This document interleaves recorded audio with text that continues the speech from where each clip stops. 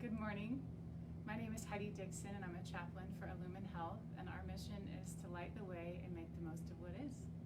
And this is Sunshine for Your Soul. So today we are in the second week of Advent, edging toward Christmas, and the title of our post today is called Something About Mary. So Mary is a key player as we celebrate Christmas, and in the Christian faith, Jesus is the Son of God, and Mary is his mom. And in the Catholic tradition, which is the one I'm most familiar with, it's understood that Mary became the mother not only of Jesus, but to all of humanity at the foot of the cross. And this we read in the book of John, chapter 19, verses 26 and 27. And it says, "When Jesus saw his brother and the disciple there, whom he loved, he said to his mother, 'Woman, behold your son.' Then he said to the disciple, 'Behold your mother.' And from that hour, the disciple took her to his own home." It is understood that because Jesus came to humanity through Mary, that Mary can lead humanity back to Jesus, and in fact desires only this.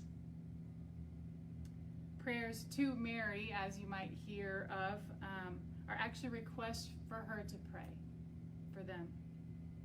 Just like I asked my parents to pray for me for the recording of this show today, and just like we ask one another to pray. And so that's Mary's role. And there's a cool story that starts in Mexico City on December 9th, 1531, when 55-year-old Juan Diego met the Blessed Virgin Mary on the morning of December 9th, back in the 1500s, as he hurried to Mass near Mexico City.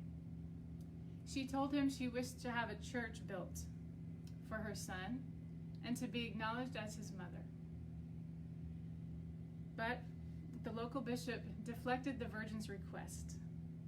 And so Juan had to return after another visit with the Blessed Virgin, and she gave him roses, Castilian roses, which haven't grown in Mexico prior to that time, nor in the winter, as a sign of her desire for this to happen. And so he filled his cloak with the roses and returned to the bishop with her request. And when he put down his cloak or his tilma, this miraculous image was there. And they saw it, and Juan Diego himself saw it for the first time. And the Virgin is wearing a black maternity belt and bearing the jasmine flower over her womb. In the Aztec world, the symbolism clearly showed Mary's unborn child to be the divine center of the cosmos. And the church was built. So this image that was on Juan Diego's cloak is still there, and it still continues to hang to this day in a basilica in Mexico City. And it looks like this.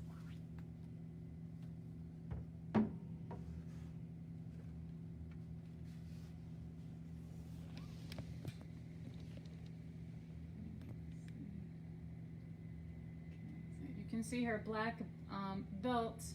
And I don't know that you can see the flower, but there's entire books written on all of the symbolism contained here.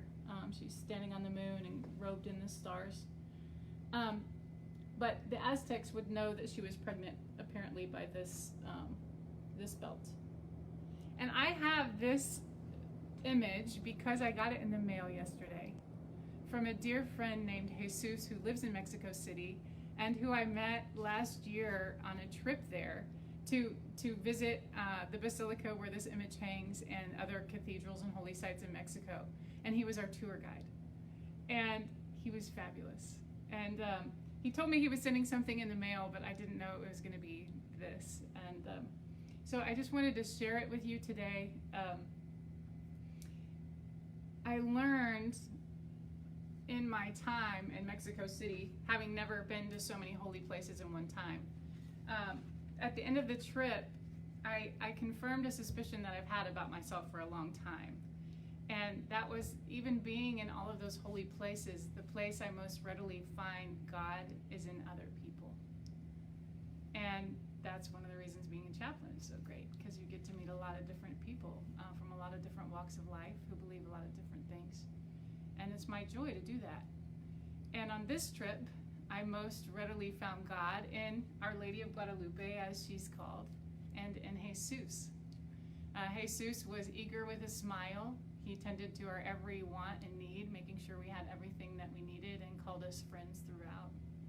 And so I'm just really grateful for the opportunity to share this with you. It brought tears of joy to me when I received her in the mail yesterday, and to talk about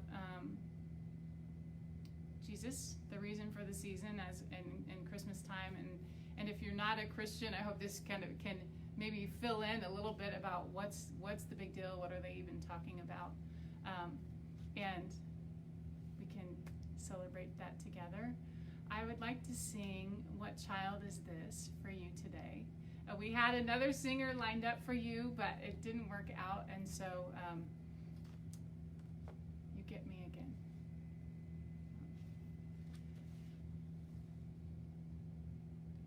What child is this who laid to rest on Mary's lap is sleeping, whom angels greet with anthems sweet, while shepherds watch are keeping?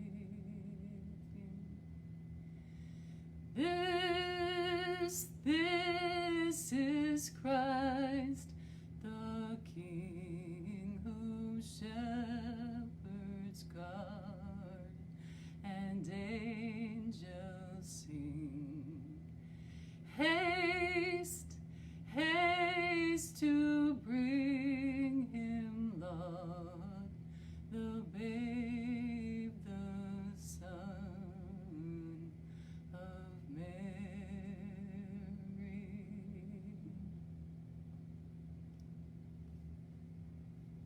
Well, I hope this Advent season you can find God in the people that you live with and that come to you.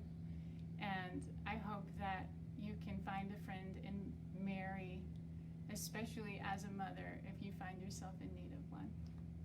God be with you.